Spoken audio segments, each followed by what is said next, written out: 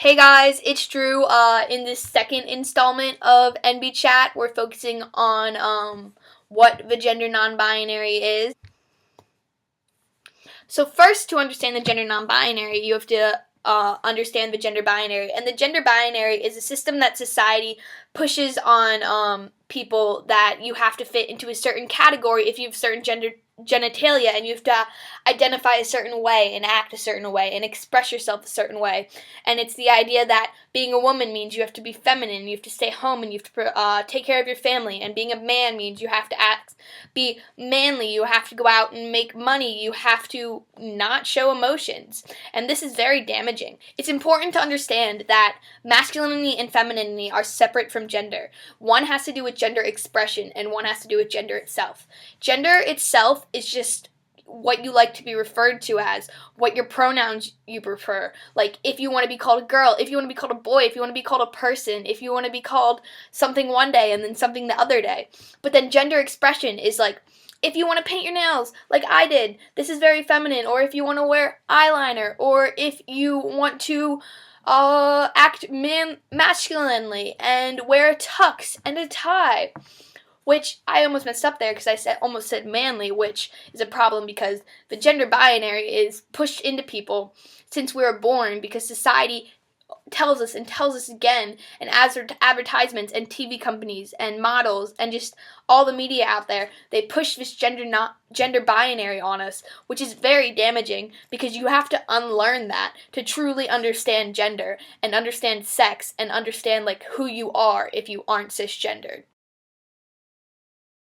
The gender non-binary is a term for people who aren't men or women, or are both men or women, or are something else entirely, or some combination of these things, or some of these things some of the time. So basically they are people that don't solely identify as just a woman or just a man, and don't fit into the gender binary that society pushes onto us. Non-binary is an umbrella term used for the whole community, so there are a lot of genders within that umbrella, but also people can identify as non-binary as their gender. Agender, non-gender, non-identifying with any gender, the feeling of having no gender, a term used to describe a person without gender. So I identify as agender, and I identify as just a person. I don't feel like I have any gender. I just feel like a human being that just does what they do. And then, okay, so next one. Androgen, a person whose biological sex is not readily apparent, a person who is intermediate between the two traditional genders, a person who rejects gender roles entirely. It's important also that you realize that being androgynous is not just a white teenage person with a vagina with short hair acting masculine, but it can come in many different forms and many different ways. Bigender, which means you are both genders and or have a tendency to move between masculine and feminine gender-typed behavior depending on context, expressing a distinctly male persona and a distinctly female persona, like two separate genders in one body. So, demigirl can be used to describe either someone assigned female at birth, but who has the barest association with that identification, or someone assigned male at birth who is trans feminine but not wholly binary identified, so that they feel strongly more associated with female than male, socially and physically, but not strongly enough to justify absolute self-identification as a woman. So they are a woman, but they're not fully a woman. And then that goes for demiguy too, which is someone who is assigned female at birth who identifies mostly as male, but not fully to make them a binary trans person. And the same with being assigned male at birth and identifying as a demiguy means you have the barest association with that identification. I don't think I did a good job explaining that, so I apologize.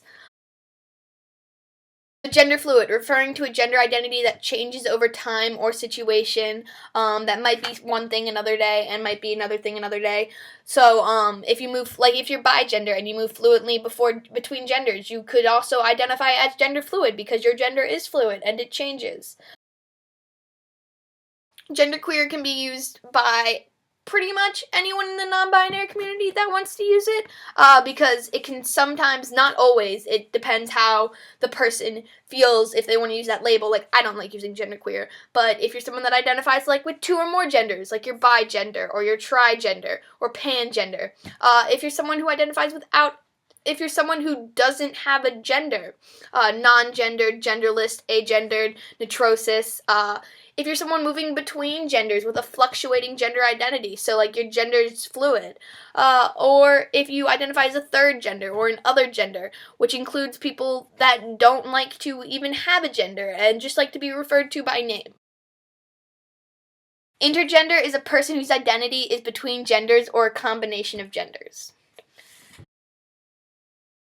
Neutrosis, an identity used by individuals who feel they fall outside of the gender binary. Some feel like a third gender, some are agender. It just depends on the person.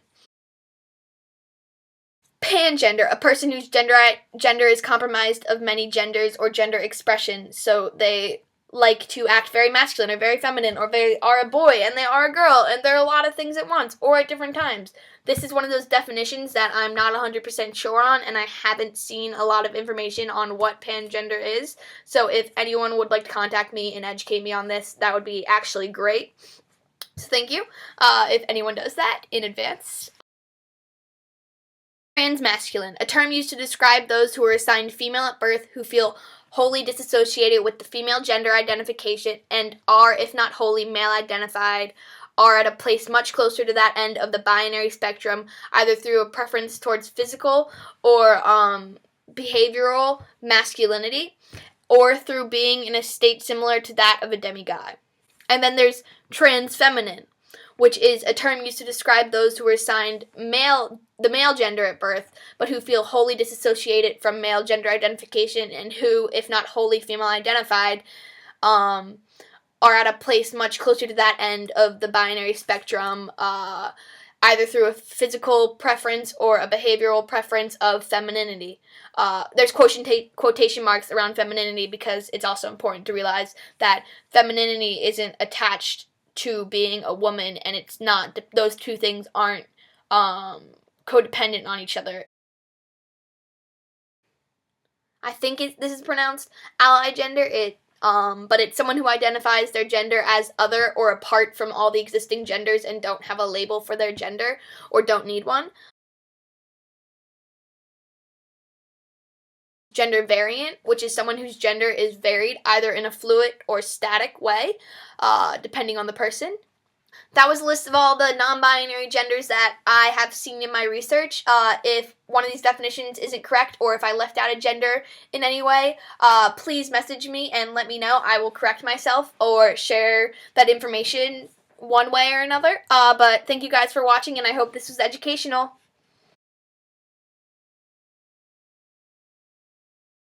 I don't know how to explain the gender binary. It's just so dumb. Why is it there?